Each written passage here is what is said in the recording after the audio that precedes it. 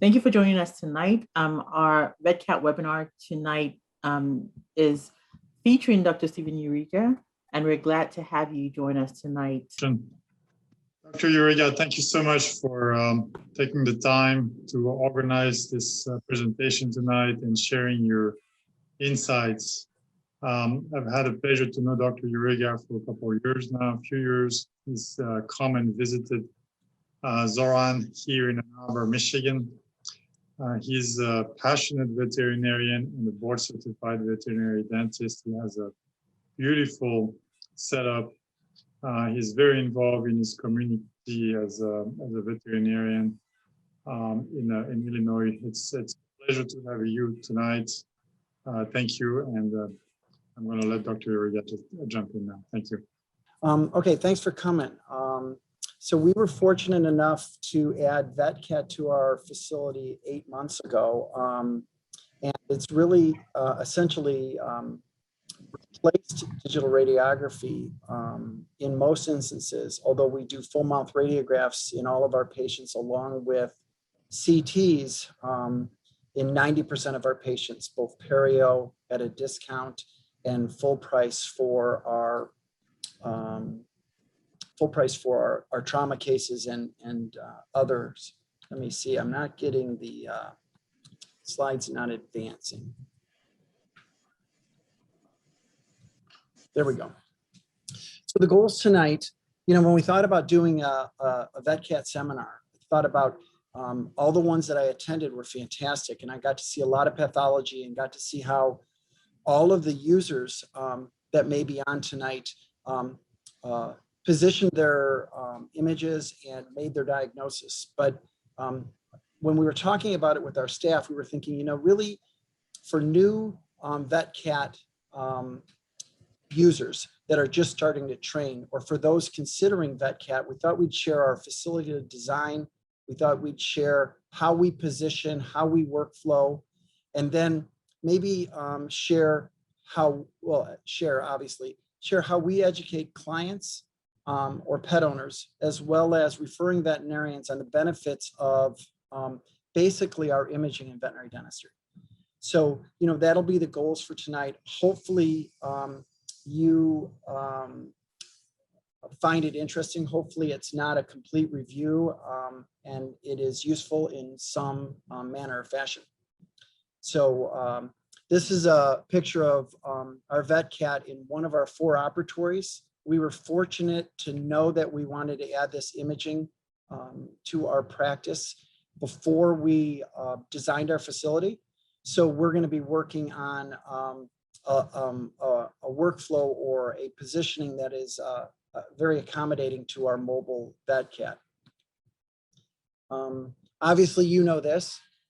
We think of the VetCAT as a tool, just like the radiographs that you share with your clients, either in the exam room at dismissal, on your website, or in your dismissal documents, as being a way to communicate imaging, your diagnostic findings, and disease, pathology, and even normals with your clients. These are things that I'll briefly mention, and I think I'll show you slides as we go through.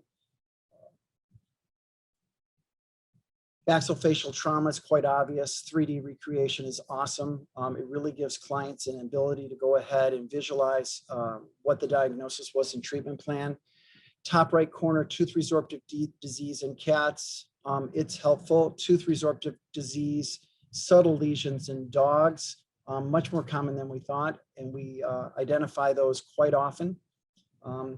Obviously, oral mass planning, surgical planning, biopsy planning, we'll use examples of those. We really, using the arrow there, we really find that it's extremely useful in evaluating our caudal triple-rooted teeth in all of our perio cases. Obviously, assisting us in the diagnosis of pathology, fricational bone loss in our 4th premolars, 1st molars, and 2nd molars is present all the time, even when you can't probe it. And then extraction planning. It's obvious, again, I know who I'm talking to, but it's extremely useful for us to be able to go ahead and evaluate adjacent teeth. Many more are involved than we can see on the radiographs. and also identifying critical structures that may affect the extraction. So neurovascular structures, nasal cavity, mandibular canal. We're constantly referencing our CT images during our oral surgery or extraction technique in order to avoid complications. Retained roots, I don't think I have any images of that. Again, it wasn't my goal to just post pathology, but we have plenty of it. Retained roots are found, the CT, cone beam CT is far, far more sensitive than digital radiography in identifying retained roots. So our stomatitis cats, our perio dogs, we find many retained roots that are barely or not visible at all, including impacted mandibular first premolars in our brachycephalic breeds. That's how we depend on screening for whether that tooth is there or not. The enamel on those teeth just jump out at us. Impacted teeth planning, obviously the second picture to the right, nice canine tooth in the nasal cavity, being able to triangulate in and approach that tooth in the least traumatic fashion to surgically delivered. It's great. We feel there's a reduced time in anesthesia. And like some of the colleagues that I really appreciate that have shared their insight, we're still doing full mouth radiographs with all of our CT scans, but we're moving towards targeted radiographs now because we're getting so much information off the CT. We have not truly done the numbers, but conservative estimates are at least 10% of our studies find pathology that are not noted on probing or dental radiography. So again, an essential tool. So here's our operatory design, and it's worth mentioning, and again, we're kind of spoiled because we weren't confined by a physical structure of the room. We have a parking spot in the bottom right for our CT, and that would be the picture on the left is where it's at. So we have plenty of rolling space. We predicted, and we predicted correctly, that if we could have 7.5 feet behind the table and what we would consider those two sinks, and that central nurse's station is where we do all of our documents and our medical records, that we would have enough room to pass behind the VetCAT between scans, or park the VetCAT in a variety of different places. So if you're thinking about trying to look at a floor plan and plan for a mobile unit like this, please reach out to us. You can see in the top OR4, we had planned to put a Canis major table there, but the Canis major table sits 6 to 12 inches off the wall, and then it's approximately 7 feet long. So that, my screen's there, but that minimum has to be, in my opinion, greater than 4 feet to make the turn. So we did not put a Canis major up there. We have 4 Olympia tables that are positioned 1 foot off the wall. The tables are 5 feet long. They go up and down, and we'll mention that in a moment because I think up and down is extremely helpful. But if you're using it in a tighter space, what I would say is you need to plan 4 feet to kind of wiggle it in, 5 feet to roll it in. And this 7'6" is just awesome for us. David was nice enough to deliver and come visit the site before we finished the design, and he brought us a footprint. And I don't want to put him on the spot, but I would say you should mail a footprint to everybody that's going to buy a unit or is considering a unit, because you can put it on the floor and you can move it around and you can really assess what works within your practice. So that's a footprint on the left. You can see in the red dots, the CT sits overnight in the bottom corner in the diagram, as you can see, but we'll end up parking it in a variety of different spots between cases so that the doctor has an out of the way space to make the diagnosis and archive and select their images and transfer their images to our network. So those red spots are just ways or places to think about parking it. We were fortunate, and I think it's standard, but very fortunate to have a radiation study done before the install. The radiation study takes into consideration each one of the operatories. It takes or directs us on where to put the operator. And then we made decisions not to put lead in the wall of each one of these operatories, but rather stand back behind X for our 20-second scan, because it's really not that much of an inconvenience to depopulate for a short period of time like that. It was also nice that if you look at the bottom M, and it said ficus plant, that's the back of our reception room. So we have chairs in that reception room that even when we scan in OR4 in the bottom down here at the bottom of the image, because we had an outside wall, it was radiation safe for our clients in the exam room as well. So it's really nice that that's done ahead of time. And it's nice to know that we can share that with staff, that we've got radiation safety as a key part of the install. So, when we view studies, honestly, what we do is I have one associate, so there's two of us. 2 days during the week, we have 2 doctors doing procedures. We're adding a third. So we do a lot of our diagnosis right on the VetCAT using Xoran software. We don't use any other software. And it's a matter of strategically planning to position yourself to view the image shortly after the scan has been done, so that you can make diagnosis and be prepared to go ahead and move back towards the patient. We have our parking spots that we had mentioned before, but the VetCAT comes with 5 licenses, and those licenses are in the blue spots. So we have a nurse's station or a central station with our medical records. So what we'll do is we'll work off of this. And then we have 3 stations in the doctor's office, which, we don't use. So really what we want to do is take those licenses off those computers, and we want to move them into the OR. So therefore we can have them up next to our digital radiography images, or toggle between the 2 of them as far as fracture management, planning, and other things, and have them right in the OR. So that's where I would say those licenses should go, but it's a personal preference. So here's a scan. We'll talk about prepping for the patient. Again, a lot of the users that are here know how this is done, but this is, our prep, our anesthesia, our positioning, our scan routine. But we find that positioning the patient takes about 3 to 5 minutes. The scan takes 20 seconds. And the image and the study is complete 2 minutes after the scan has begun. So that's kind of the timetable to turn around and get a complete set of images. Here's a scan.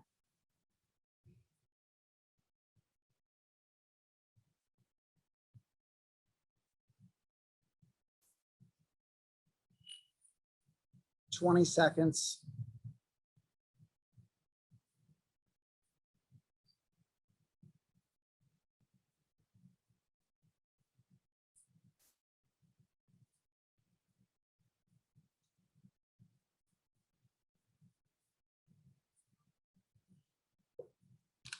Once it's done, it has to unwind, and then it starts processing. So fully waiting for the gantry to return back to a neutral position is important. But the next couple slides will go over how we set up our operatory, which again is probably very common to how the current users are using it, but for prospective clients or people that are new adopters, hopefully you can see something that will make workflow a little bit easier. So we set up the carbon fiber plate on the table before the patient is brought in for IV catheter induction and anesthesia. We have the IV catheter tray set up. None of our dental instruments are out. And then we do what you do. We set a catheter, we induce our patients. We get them to a sufficient depth of anesthesia with an inhalant. We have them on fluids. We have complete monitoring on them, and we've already started the bear hugger. And then we'll position the patient, as you'll see in the next few images or next few slides, and then we'll do our scan. After that, we'll reposition the patient, confirm monitors are doing what they're doing, confirm warmth is really tacoed up in a bear hugger like, again, most of us do. And then our nurses will be focusing on performing the COHAT, or at least the first portion of that, with full mouth radiographs. And this is a good time for the doctor to move towards a VetCAT, or, as we'll be doing in the future, if we do keep a license or two at our central nursing station when we add our third associate, is transfer the scan to your network so that they can be making their diagnosis, and then coming over, reviewing radiographs and moving on to treatment. Getting pulled away with phone calls, or not recovering, but answering questions about recovering patients or discharge documents shortly after the scan can be a little bit dangerous. I think we all know, and Dr. Sarman can comment, that your eyes are trained to move through a scan in a very efficient manner, taking maybe 3 to 5 minutes to review the whole scan, including 3D images if you like. But it should be done at the beginning of the procedure rather than after full mouth radiographs and treatment is pending. Just position yourself to be successful by getting that scan read early. Dr. Juriga? Yeah. You do have a question already if you want to answer Sure. it before we move on to the next one. The question was, who did you consult for the radiation study? I didn't have to, because that's provided by VetCAT. So the radiation study was done well before we received, and David, you could comment on that, well before we received the unit. I think, we started construction in February. We ordered it in February. We finished it in June. The radiation study was done maybe 2 to 4 weeks before we moved in. Is that how it's done? You'll have to unmute yourself.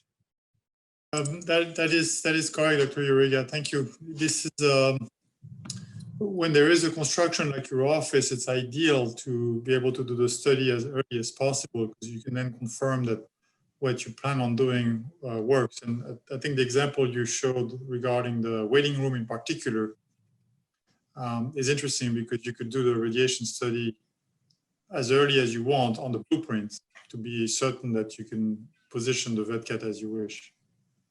Yeah, so we did do it on the blueprints. It's good that you reminded me of that. And, we had spec'd out 330 seconds lead in all the walls.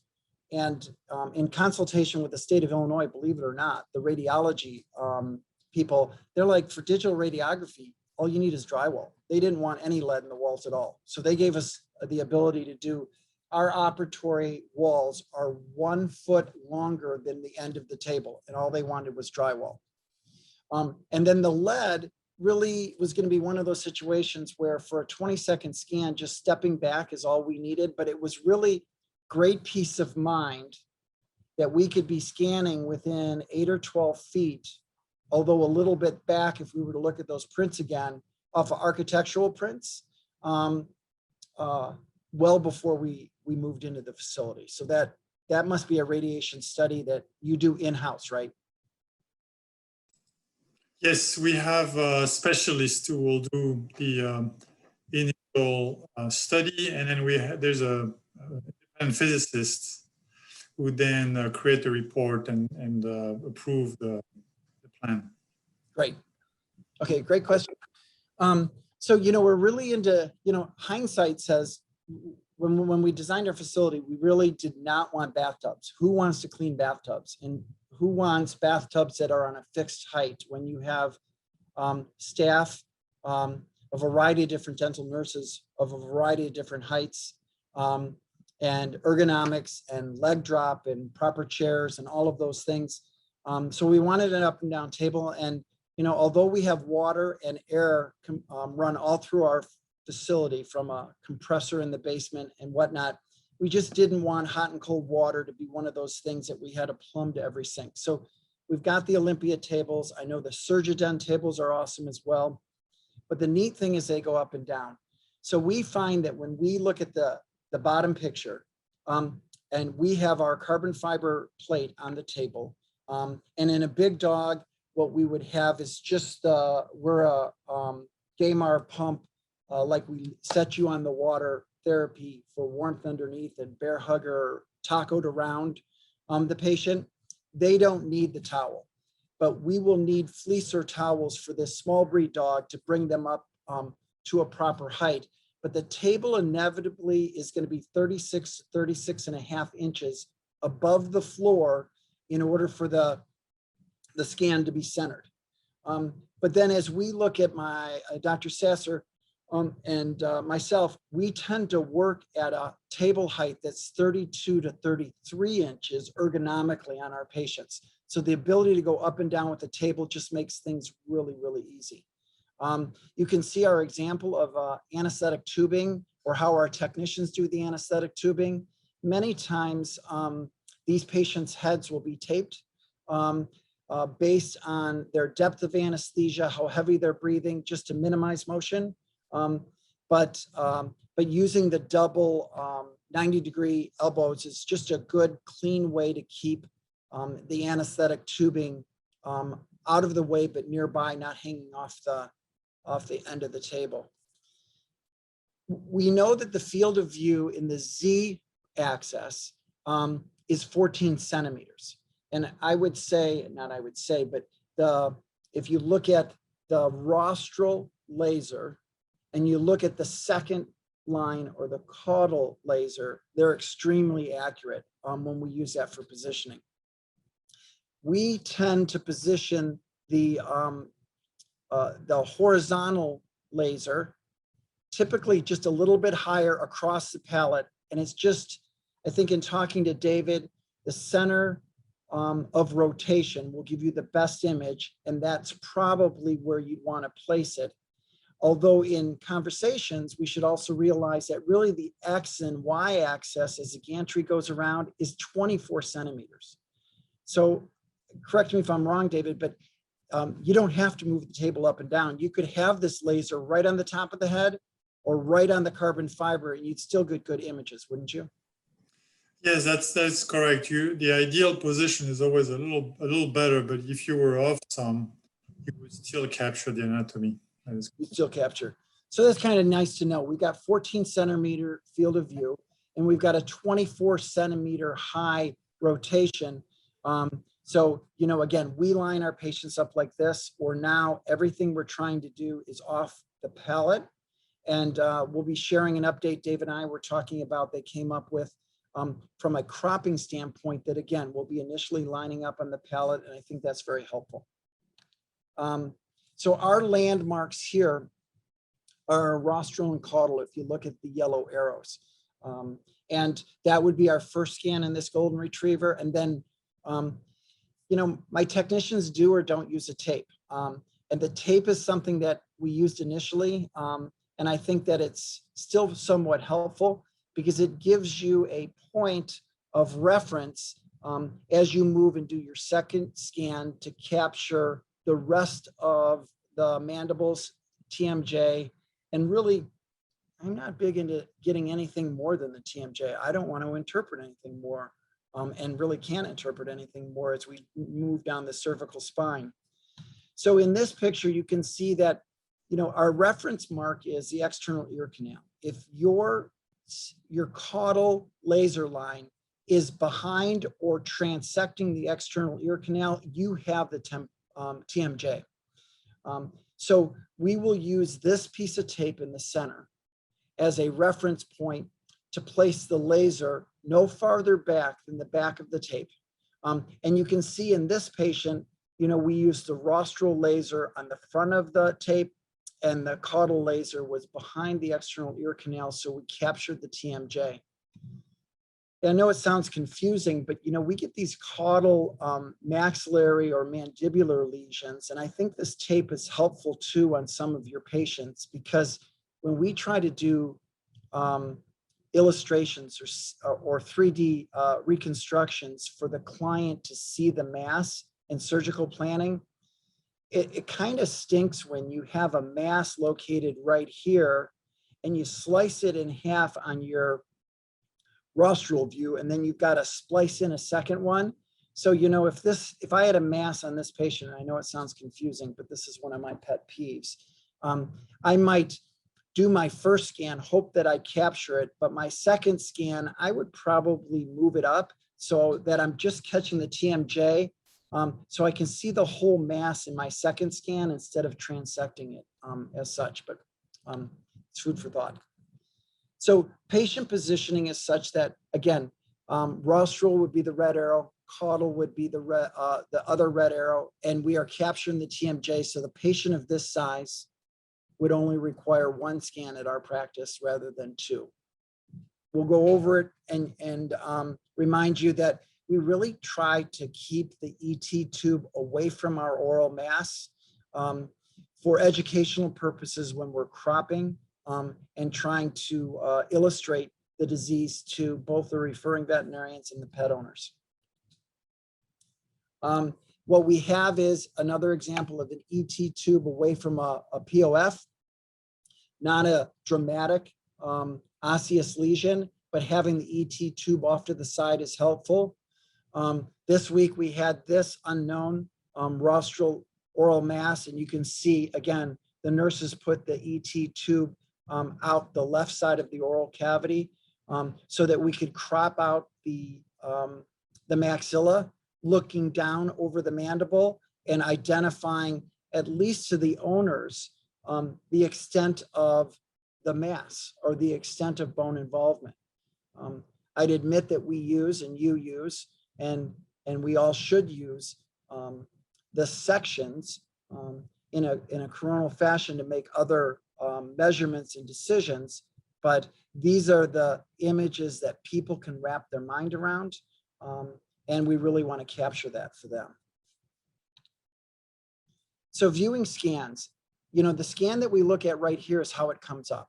And this scan has currently no window and leveling, no moving of the scan or squaring of the scan, and no filter. So, you know, the tool that we'll use, we'd like to think that our scans are positioned pretty square when they arrive, but using the up and down arrow makes life so easy in order to go ahead and correct and square the exam, the scan. You know, what we're looking at on the bottom here is our toolbox, which we'll use after we use the window and level and after we use the filter. So these are the tools that we use on most every exam. And I'm not going to spend any time with measuring and annotation and any of those other things. I'm just trying to show you how we approach each and every scan in terms of making a diagnosis, but equally as important as illustrating normals in pathology to clients. So, you know, we get a scan that we're looking at right here that has not been windowed and leveled, has not been squared, has not been moved. And the first thing that we do is come up to our window and leveling button.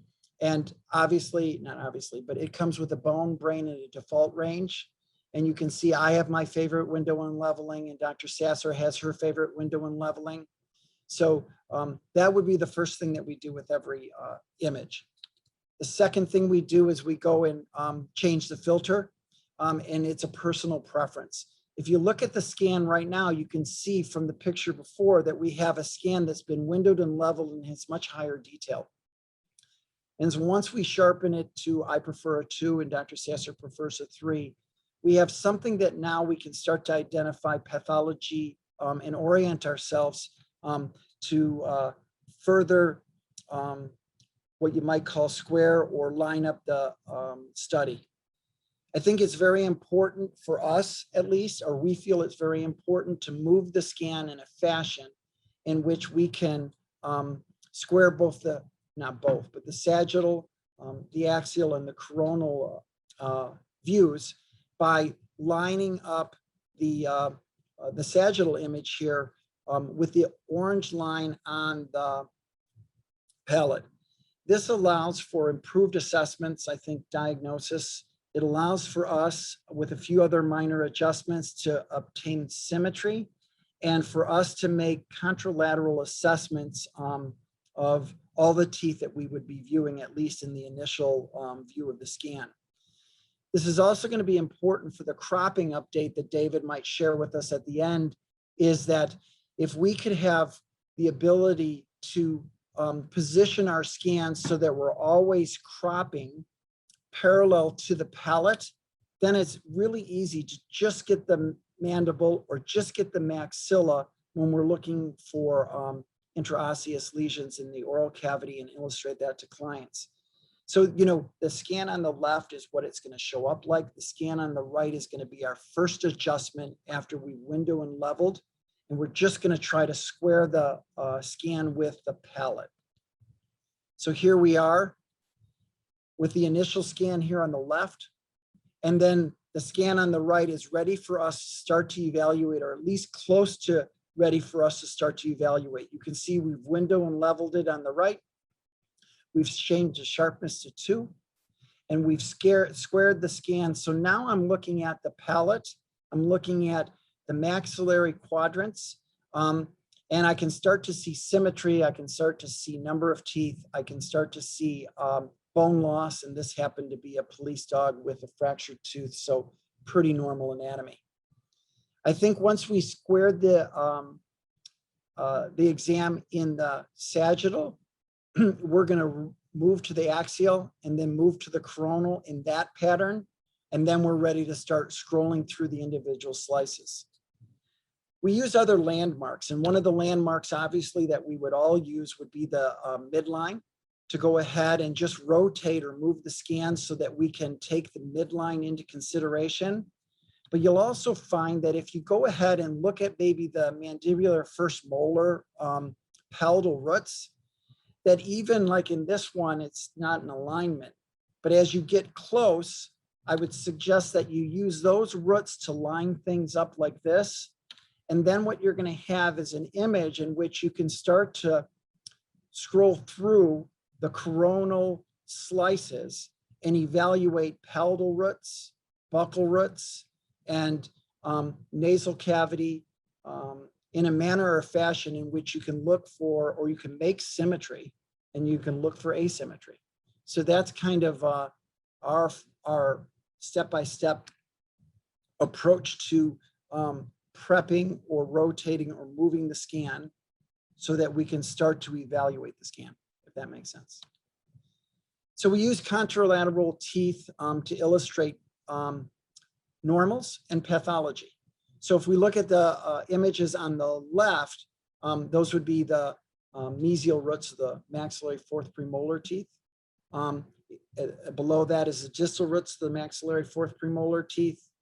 You can evaluate endodontic canals. You can evaluate periapical structures and anatomy from that. And you can see in the other two pictures that we've illustrated some pathology. And again, it helps us to make that diagnosis when we start to look at some of these periapical spaces in dogs that are rather angular rather than expansile. And you can compare one side to the other side. And then this would be the image that we send to the referring veterinarian. This is the image that we share with the owners. CT images are much, getting, not getting, but they're included on every discharge document. And then again, on the lower right, what we have is a maxillary, a right maxillary first molar that has a periapical lesion. And we know that many of these periapical lesions in this position are not going to show up on radiographs. So here we are. What is our goal? Our goal with these images is obviously to make a diagnosis and to treatment plan for the patient and move through the patient. But we also find that when we added this technology, we wanted our referring hospitals and referring doctors to learn from every case they send us. So we want to go ahead and we want to illustrate pathology and normals to them. My nurses or our nurses say that clients get 3D a lot better than they get slices, coronal slices. But I think referring veterinarians get both. So, this is, again, our personal preference, our philosophy to illustrate pathology and normals. So when we have a patient like this, you can see that we went through this, and I think I just selected a bunch of images on this police dog. But that would be our routine. We're squaring the images, we're scrolling through the coronal slices back and forth through evaluating the maxilla initially, evaluating the mandible, and then whatever else you want to do. If you want to go ahead and transect individual canine teeth. But when you do this, it's super easy, obviously, for those users. It's just to go ahead and select the images, boom, boom, boom. Make yourself a whole stack of selected images that you want to retain and send to your network. But you want to select your slices first. And the reason I'll say that, and you'll see in the next few slides, is if you select your slices first and you send them to your JPEG file on your network, then when you go in the toolbox and select your 3D images, you have a folder already that you can put all the images together. So this is how we do it. Select it, compile your images, and then boom. Once you've selected your images for a patient, then what you need to do is control and I don't think it's right click, I think it's control and left click on each one of the images that you want to transfer. And then I'm looking up here, you have an image output on the top of the screen. Once you have those images highlighted, if you strike the image output, you can find the VetCAT JPEGs. And then if you go ahead, all of these images will be sent to your network. And if you have it open on another computer, they're there in seconds. So the nice thing is what it does, it creates a folder for that patient on that day of those slices. And then if you have your network such that you open up your VetCAT JPEGs and you have that selected on the date, it's the top file. So that's how we're transferring our images. I would say that it's a good idea to right click on the selected image box. You don't have to right click on the individual images and just remove them all. So right click and remove them all is a great way. So if you want to go ahead and collect new images, you can follow the same pathway of image output, VetCAT JPEGs, and now you're going to have two folders of JPEGs in that network file. And then, as I'll mention again, you'll do your 3D images next, but you'll be saving those 3D images, as I'll show you in a minute or two, to a file that already exists. So let me see what this was. Transfer images before you transfer the scan. So here's an example of a patient that has symmetry and a patient that we can see the mesial roots of the maxillary fourth premolar, the left and the right. If you are looking at the scan and you decide to rotate any of these fields by moving the scan for some reason or another to capture more images, just realize that all these selective images are going to change. So if I were to rotate this up 5 degrees, all of these images would change. So that's why I say transfer the images that you collect on a squared exam that you've made your diagnosis on of pathology and normals. Come over here, control, click on all of these, send them to your JPEG file on your network, and then right click and remove these all. And then if you want to rotate the scan 90 degrees, if you have favorite multi-planar sections that you want to do, save them again, send them again. So this is what I'm getting at is, if I did a little rotation, this is what's going to happen to all your images. And it's kind of frustrating because you're creating a dismissal document. At the end of the day, you save 6 images. Somebody moved this before you sent them, and all of your images look like garbage, So, that's just food for thought. 3D images, huge part of the system, super helpful for pet owners to understand what you saw and what you did. So we'll talk about, opening up the toolbox, looking at a 3D image, using the save button and moving them. So when you save those images, it creates a screenshot, and that screenshot needs to be put someplace. In our software, our main software would be VDC, and that it would take us to a series of files, and we have a file that's called VetCAT JPEGs. And then as I saved a series of those screenshots, if we go back, if I were to save the left maxilla and mandible, if I were to save the right, if I were to crop out the maxilla and save the lower mandible, they would all appear as screenshot 1, 2, 3 in my JPEG file. And this happens to be those 6 JPEGs that I had before. So it just means that they all end up in the same place, and they're all easy to go ahead and recover and to generate a dismissal document from. So cropping is great. Obviously, we want to illustrate pathology. I'm big into removing the maxilla and mandible. So the new cropping update that David may share or will share as it comes out takes into consideration that if we square the scan, they're going to be cropping off the palate, which will be great. And we'll share a few ideas on illustrating biopsy sites, whether Cindy Bell likes it or not. We tend to use 3D images and illustrate our biopsy sites to her on those images.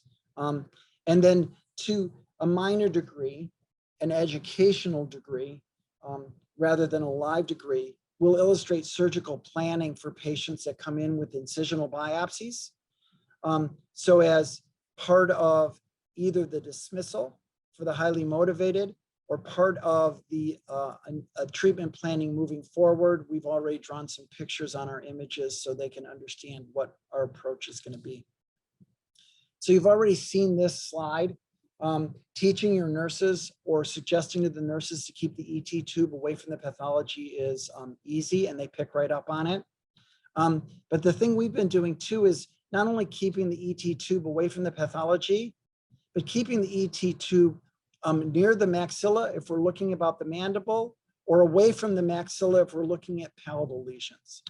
So this patient right here, I'll go back, this patient just had gauze placed between the mandible and the ET tube, and that gauze was able to elevate that ET tube so that I could, if I wanted to, crop out the majority of this ET tube as I look down on this mandible lingually, and was collecting this image to illustrate the extent of that tumor and some treatment planning, which will probably be a rostral mandibulectomy for that client so they can better understand it. Our dismissal documents, everybody has dismissal documents. We are simply just a Word document with 2 columns. So Pukey was a cat that we had with a caudal mandibular fracture last week or 2 weeks ago. So, if that's something that you do, great. If that's something you want to do, then just email me. But we'll go 2 columns, and then we'll just import our procedural pictures, import our radiographs, and the cropping is all done in Word. The arrows are all done in Word. The circles are all done in Word. And it's just our style to illustrate why the cat's here, what its pathology is. And this would be, the initial diagnosis, and then the treatment would be page 2.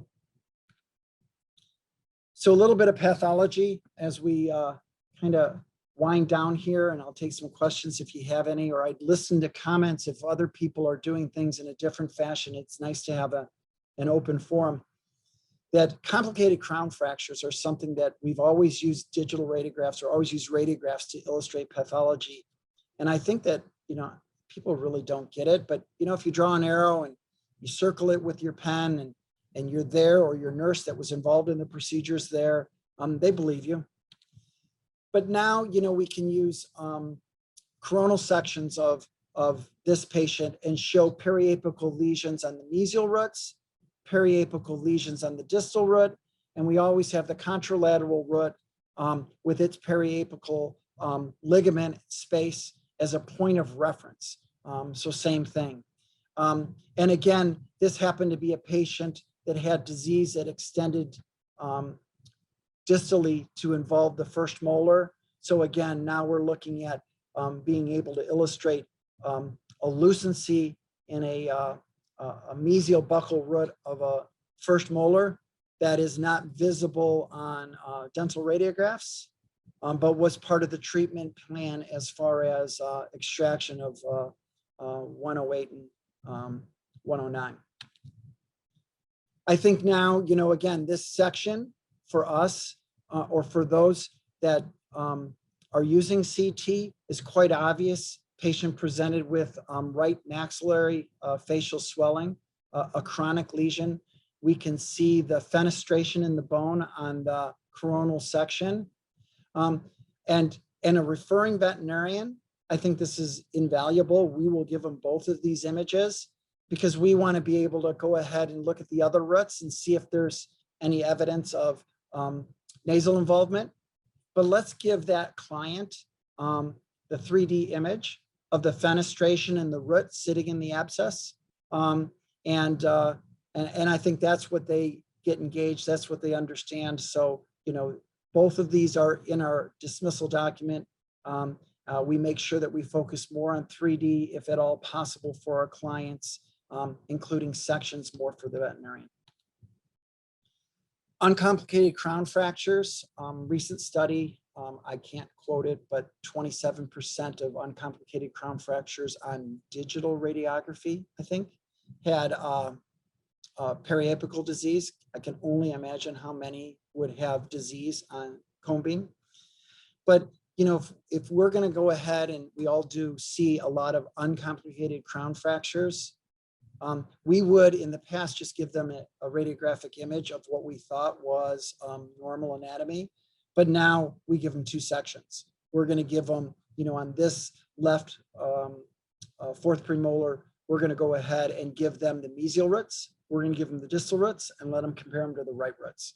So we've built value into our dismissal of why we added cone beam imaging to all of our perio cases and all of our cases, and then sent them home with those handouts so they could understand. Periodontal disease. This is, you know, our preoperative photographs like you do, our preoperative radiographs like you do, but talking to the nurses, this is what clients want to see. They can, with or without these lines, and we're kind of into lines and arrows, if we get rid of the lines, they can see the bone loss on these premolars. They can see the bone loss between the roots of the molars. And then you can take it in Word and easily illustrate that with lines as appropriate. And again, not going into just pathology, but this is very common for us to see fricational bone loss of the maxillary first molars in patients. So again, clients would like this. We're giving them both. And I want my referring veterinarians to see this so that they, if they're challenged or frustrated, or if they need our assistance, they know that we can image those teeth with a high degree of accuracy. Oral masses, again, this is an oral mass that was an ameloblastoma. The initial radiograph at the time of biopsy is below. Here is something that I think a client is going to be able to see a little bit better, confirming that there is bone involvement. Let's see here. Again, this is just my reminder that we're going to go ahead and try to square these images, and future cropping is going to take into account that we should be able to look at this so we can see what kind of bone involvement we have on the palate. And if we would have placed our gauze between our maxillary premolars and our ET tube, maybe we could have pushed the tube down and got rid of the tube, and we could be looking at the whole palate here. So it's a work in process.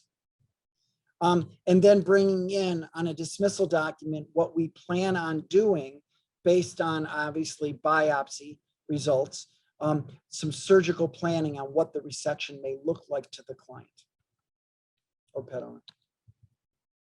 Mandibular swellings, there seems to be, David and I were talking, and I think we should all in this group and whatnot, maybe do a Thursday seminar on just mandibular swellings, and we can all share our osteomyelitis and squamous cells and other funky cases. But you know, rather non-dramatic, but this was a 2.5 by 4 centimeter firm mandibular swelling, and I can't even tell you, a 10 or 12-year-old sporting breed dog. And you can see on CT that we have what appears to be a relatively large active lesion. And we used these images to illustrate, not only to illustrate, but to direct our biopsy plan, and then illustrate to Cindy with clinical photographs, which is so great that she does that, dental radiographs, but to tell her where we biopsied those by just illustrating that on this image. And then came back as an osteomyelitis.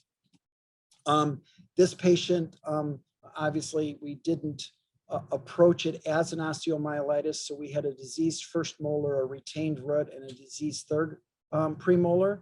So this was a patient on antibiotics for a month, and it had come back 1 month later. We repeated the scan, extracted the teeth within that region, and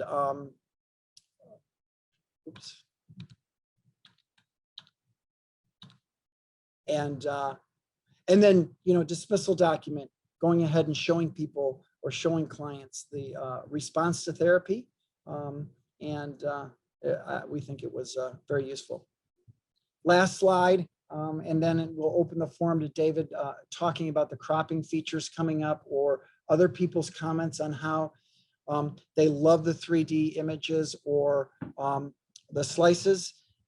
This happened to be a squamous cell carcinoma. So again, a dog presenting with a firm mandibular swelling. I think it was a 2-year-old or a 1.5-year-old brachycephalic breed. But the CT image illustrates really the extent of the mass, the involvement, so the owner could better understand it. And then again, you know, whether it's just me, I like to think that I use this to make a diagnosis. I'd like to think that I illustrate this well for clients and for referring veterinarians, but I really don't spend a lot of time playing with this outside that individual case. But I like to get rid of the maxilla. I like to get rid of the mandible. I like to be able to give people views of this from the ventral, or views of this from the rostral aspect, so they can kind of see the asymmetry and better understand what type of pathology we have, or what type of treatment planning we're going to do, so that they're engaged. I had originally planned to do a little bit of flipping screens and taking on the VetCAT, but I think if I pasted most of those slides, you should be able to follow what we're doing as far as squaring, selecting images, transferring images. So do you have any questions? Dr. Juriga, thank you so much. This amazing work that you've put together, and you're being very modest, but you can tell that you've thought through every step very carefully. Questions, there's multiple questions here. One of them is when your workflow, when you've taken the images, are you immediately going to another station and then select those images at that point of time while the patient is being positioned some other way? Is that how you proceed? Yeah, so from a workflow standpoint, as soon as the scan is completed and the patient's being repositioned, and then the nurses are starting on their cohat with radiographs, we try to approach the machine and make our diagnosis and collect all the images that we want to use, not from a reference point of pulling them back up to assist us in the extraction, but really just to transfer those to our network so that we can create good dismissal documents for the patients to go home. I think, yeah, it becomes one of those things where in the past, before we had CT, obviously we'd have ScanX, or we have 3 mid-mark sensors that we barely use anymore. And the doctor was engaged with making the diagnosis when the radiographic series, we tend to put our patient, not tend, but we put our patients in lateral recumbency, take half the radiographs, doctor comes and makes the diagnosis while the technicians are scaling and probing and charting and administering the appropriate blocks. But now, if you did that, you've got, well, I've got 5 minutes at the CT, I've got to look at the radiographs. You have to position yourself a little bit more with the flow of the patient, if that makes sense. And a follow-up question here. Who is doing the image adjustments and cropping and preparing on the Word file? Is that the doctor, or do you have a technician assigned to preparing the dossier to the and referring doctors? Yeah, so we will evaluate the scan, collect all the images, and transfer them to the JPEG file. And then the dismissal documents are all made for us by the nurses. And they're typically made, we have 2 nurses per doctor and 1 or 2 floaters at the same time. So basically 3 people per doctor. And anybody on that team that's assigned to that patient, but actually now we have individual nurses at admission, dismissal, and they're doing the pictures.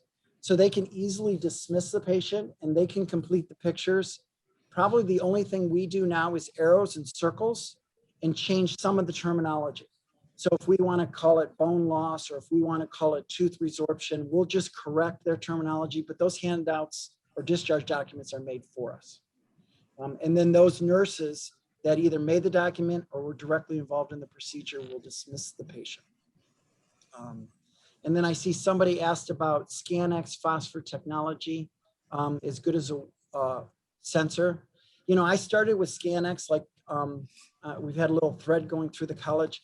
Started with ScanX, and used to ScanX. My eyes are used to it, more black and whites than grays. But we switched between both of them. I'd say we would do censored technology for dogs, for cats, and dogs under 15 pounds because it's quick and easy. But when we use a number 4 plate, you know, we'll use a ScanX for maybe 2/3 of our patients, sensors for the other 1/3. And then in the future, maybe we'll not do that many radiographs. We'll just do targeted radiographs when we want to illustrate pathology or make, you know, focal decisions and just go off the CT. Various ways to show the pet owner, patient acceptance is very important. Other questions, or does anybody have anything to share like they do it? They have a better reporting system, or they would prefer to show these on an iPad to people. We don't, but you know, I'm open to ideas. Well, we're going to take a second to let the microphones turn on.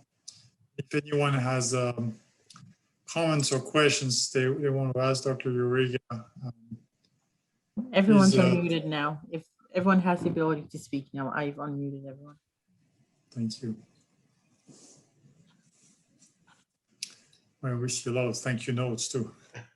No, Dr. Juriga. I just went really fast. So hopefully everybody finds it to be just another variation of your theme, and you picked up a few tips and it wasn't super boring. And it's like, I already do that and I already know that as such, but you know, this is our style and hopefully it helps others. I think it was very, very helpful. Thank you so much for putting this complex presentation together. Your workflow is essential, and the presentations that you've mastered is actually, I know for sure, extremely useful to everyone involved, those who already have a device and those who don't. I hear those questions all the time, and you've really mastered the the presentation of the cases and illustration of the cases extremely well. So thank you very much. Yes, thank you. It's a real pleasure to have you tonight. We have Thank you. Thank you so much. Okay. Thank you. Thank you, Have a Stephen. good night. Thank you very much. All right. No, you know, the reason I asked the question about Scanx is I worked for the company for 30 years, and I've sold Scanx around the world and against sensors, and I still find it is a very good product. But now I've started my own company, and I do mobile veterinary applications where we design vans to install equipment in there. And this is just wonderful because I think one of the areas that many vets don't work in is in the dental veterinary area. They don't always understand the technology and the relationship between dental health and the animal itself and the health overall of the animal. So this is wonderful. I've enjoyed this thoroughly, totally. Thank you. There's one more quick question here regarding cropping of the 3D. So cropping meaning cutting the image in 3 dimensions so you can isolate a portion of the anatomy. I think Dr. Juriga has illustrated that very well. And in the one of Dr. Juriga's feedback on this was the cropping is sort of perpendicular or to the position of the patient, whereas you'd like to be able to crop in sort of angles. And that's actually coming up soon. So the feedback was very useful, and we were able to make that an upcoming feature. So we will be able to crop in a different angle to be able to isolate the maxilla of the mandible. Excellent. No, I'm excited about that. And you shared a little bit that 3D high quality rendering is going to come in the 4th screen on the bottom of our new software, right? Yes, that is correct. So that is going to be awesome. So Oh, that's great. this is very, very good. Thank you, gentlemen. Okay, Thank you. great. Thank you, Dr. Juriga. Have a great night. Thank you all. Thank you.